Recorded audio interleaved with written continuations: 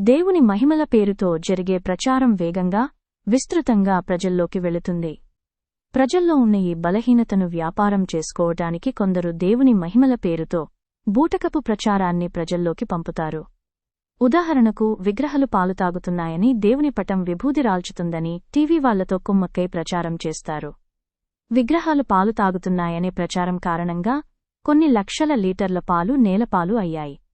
ఈ రెండు ప్రచారాల గుట్టును జన విజ్ఞాన వేదిక ప్రత్యక్షంగా చూపించి బయటపెట్టటంతో జనాలు ఆ మూఢ నమ్మకాల నుంచి బయటపడ్డారు. మోసపూరితంగా ప్రచారం చేసిన వారు మెల్లగా జారుకున్నారు. పాలుతాగే విగ్రహాలు గురించి అంజన్న తన మధురమైన గానంతో పద్యరూపంలో చెబుతున్నారు. మనం కూడా విందాం. పాలు తాగే విగ్రహాలు పళ్ళెందుకు తినవనేటువంటి ప్రశ్నలో అసలు నిజముందంటాడు అంజన్న.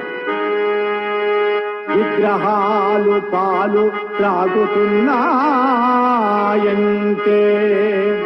వేల వెర్రిగా పాలు పారబోస్తుంటారు. మురికి వాడల్లోన పసిబిడ్డలందరో పాలు నోచక ప్రాణ మొదలుతున్న.